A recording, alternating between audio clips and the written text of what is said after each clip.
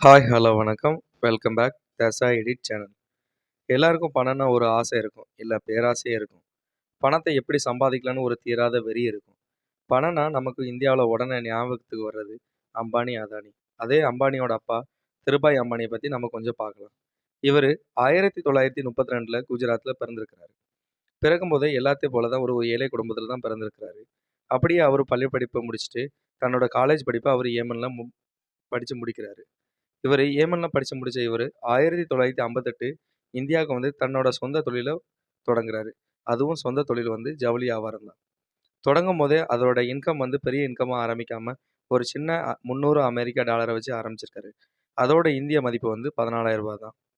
ஆரம்ப கட்ட காலத்துல இவரு பெட்ரோல் பல்க்ல ஒரு விற்பனையாளரா இருக்கிறான்னு சொல்றாங்க, நம்புறாங்க. அதோட எஃபெக்ட் தான் இப்ப இந்த ரிலையன்ஸ் சாம்ராஜ்யம் உருவாக முக்கிய காரணமா இருக்குது.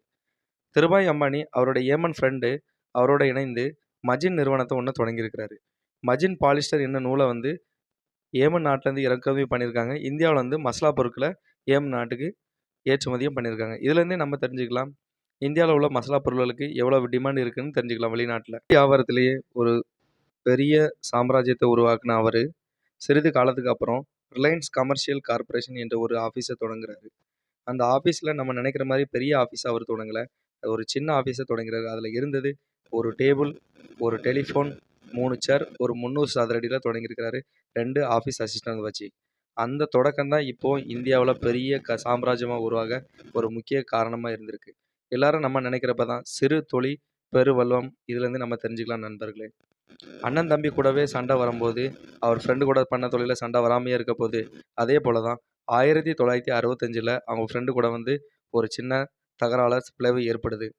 இதனால அவர் இந்தியாவுல ஒரு தனிக்காட்டு ராஜா போல பிசினஸ தொடங்கி, இப்போ பெரிய ஆளா சாம்ராஜ்யமா வளர்ந்து நிற்கிறாரு. நம்ம சின்னதா ஒரு தொழில் பண்ணாலே அதுல 1000 பிரச்சனை வருது. இவரு இவ்ளோ பெரிய தொழில் பண்ணும்போது அவரோட லைஃப்ல பிரச்சனை வராமயா இருக்க போது? எல்லாம் ஒரு பிரச்சனை வரதான் செய்யுது. 1988ல கடன் பத்திரம் சம்மந்தமா ஒரு பிரச்சனை வருது. அதையும் நல்லபடியா சால்வ் பண்ணி முடிக்கிறாரு. அந்த பிரச்சனை முடிஞ்ச உடனே மக்களோட மனசுல ஒரே ஒரு காட்டு தீ போல பரவுது. ஒரு நூல் வியாபாரி இவ்வளோ பெரிய பணக்காரனா ஆக முடியுங்கிற பிரச்சனை இந்தியா ஃபுல்லா பரவுது.